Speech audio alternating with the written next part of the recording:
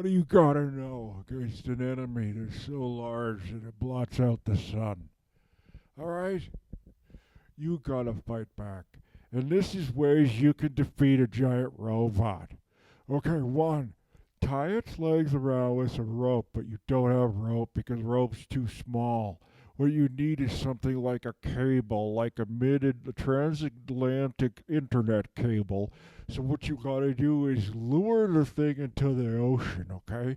And then what you gotta do is take that transatlantic internet cable. Okay, this is how you fight a giant robot, I'm trying to tell you. This you take it and you slice it up.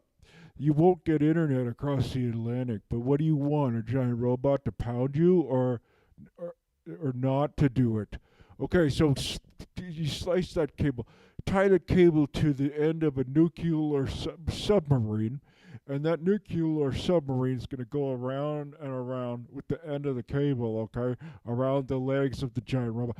Then the giant robot falls down, okay, and then what happens is either the giant robot gets electrocuted because it's got some kind of open wiring, which would be a poor design choice on its part.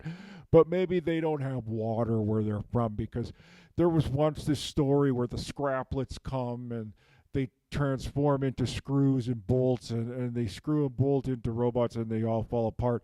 And in the end, they find out that the secret cure for that is water, so everyone just had a bath.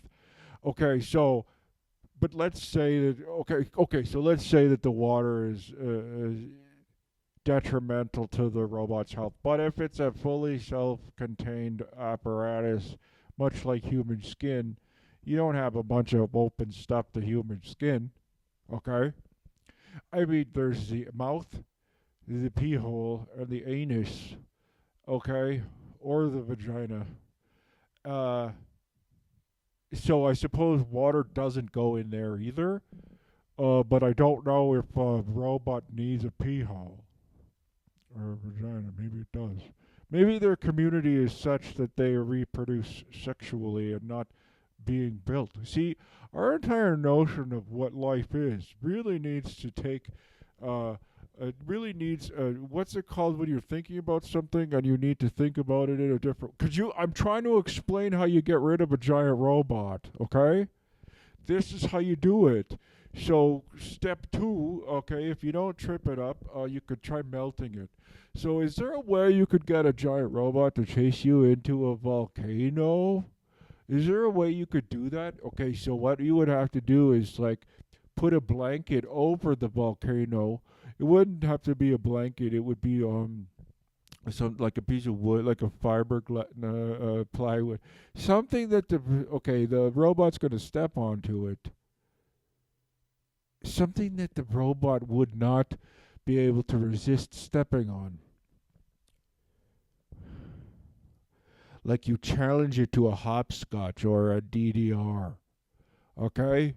And it's Dance Dance Revolution, and then when it stomps too hard, crack, the floor goes out from underneath it. It's the countries of the world, okay? This is how you stop a giant robot.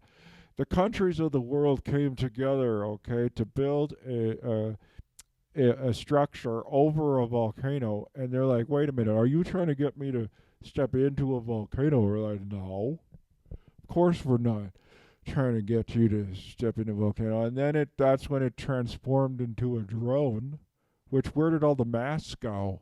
It was a massive robot, and now it's a little drone. So the mask must be extra dimensional. Yes. So okay. So the transformation must involve some kind of pocket universe, pocket dimension, extra dimensional. Okay. This is important because if you want to stop a giant robot, sometimes you have to go in through the back door. Okay. So what have we dealt with so far? We've dealt with the giant robot, okay, walking across the Atlantic Ocean, and then we tie it up with the transatlantic internet cable and a submarine. Two, we have a giant robot who we trick into jumping on a trampoline, except underneath the trampoline is a volcano and it steps into the volcano. It might be able to pull itself up with its upper arm strength, but it's really those legs that are the muscles if they're anything like a biological creature, which I guess technically they don't have to be, and the shoulders and arms might be the actual strongest part of the structure.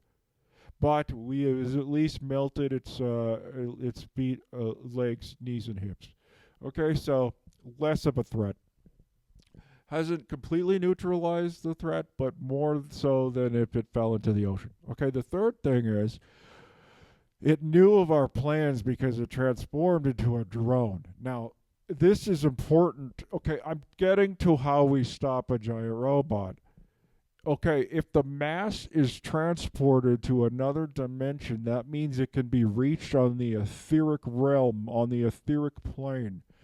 Therefore, a team of remote viewers and psychics, okay, will attempt to infiltrate the consciousness, if not the mass, of the beast, the mechanical beast, okay, so that when it transforms back into a robot, we have become an element in its makeup, in its foundations, and then we can steer the head any which way but loose, okay? And then maybe we come to an understanding because we drums. Trying to explain how to get rid of a giant robot, but the drums is interesting. The resonances. Okay, we could out resonance the giant robot if we knew the resonance of the vibrational frequency of a certain spot, that we could transport that robot instantly to that spot like a volcano or the bottom of the ocean. Well, this is incredible. This drumming's incredible. I wish you could hear it. So leave us alone. We don't need your help, giant robots. Oh, you weren't here to help us? Well, what were you here to do? Take all our oil? Why don't you do that? Why don't you take all our oil and then go home with the oil? Because how's oil going to help you go home? You're still burning oil? Come on, man. Natural gas is a bridge fuel? Come on. I thought you were a advanced race. See, that's the thing I'm finding with these aliens and extra dimensional creatures and etheric people is like they're not that much smarter than me. I mean, they're smarter than me, yeah, but I thought like it would be an order of magnitude smarter than me, and they're just smarter than me in a normal way. Okay, the drumming has stopped. Okay. Protecting yourself against giant robots. Make sure they never come to your planet in the first place. So, tell them to not get out of here. You take a bunch of drones. Oh, that's why it disguised itself as a drone, because its first. Oh my God! So its first contact with us was a network of flying drones that we had programmed, okay, to spell out, "Don't come down here, giant robots."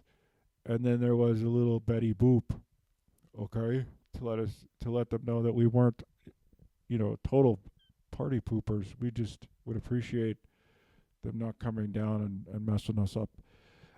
So the robots then transformed into the first things they saw, which was drones, so that they could better infiltrate our society.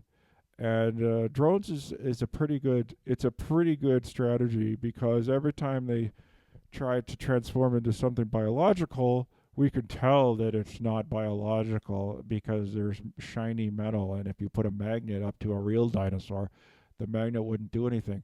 But if you put a magnet up to a dino robot, the magnet would stick to the dino robot. Unless it had some kind of shielding or reverse the polarity like they do on Star Trek. Okay, so what happens then? Okay, it transforms into a car. But we can all plainly see that no one's driving the car. Okay? Sure, it might be a case of like my child got out and is using blocks, okay, to reach the gas pedal and brake so that they can go to the Circle K and get Slurpees. But like, one, with what money were they going to pay for? And two, how often does that really happen? This isn't Dennis the Menace, okay? So, seeing a car with no driver, it's not, okay, It's not Elon Musk, okay? It's probably a transformer. And we can tell it's you. We can plainly see that it's you. So I don't even know why you're transforming to begin with, because every time you want to fight, why don't you transform into something that can fight? Like, at least the Predacons transformed into animals. Oh, but then there you go. There, I'm just, why did you transform into something biological like it? Well, because it was a fighting machine. Okay, okay, I get it. So you're going to transform into a fighting machine that's not a humanoid. That makes sense to me. But transforming into a car doesn't make any sense to me. You're not as fast as you running. You can't fight. Uh, we could tell it's you. We could tell it's you. So stop. Why do you want to infiltrate our society in here? We're not that interesting. No, I came from okay. I came from castles and swords, and what? If you would have landed there, you would have transformed into a castle. Well, I guess a dragon. That would have been pretty cool, actually. Okay, so you would have transformed into a dragon. So, in summary, fighting a giant robot means you can do it. The more you know about your enemy, okay, the more strategies, the more choices you have. Okay? Never give up. My jaw hurts today. It's like I think it's having to look up. See, if there was giant robots, everyone would hurt their necks all the time because they're trying to talk to these guys, and you have to crane your neck all day and night. So then we're trying to just look at your legs or your crotch level, and not even that. If I'm looking between your legs, I'm still craning my neck. If I'm looking at your face, I might as well be lying down on the floor or the ground. How are you supposed to communicate with any of us?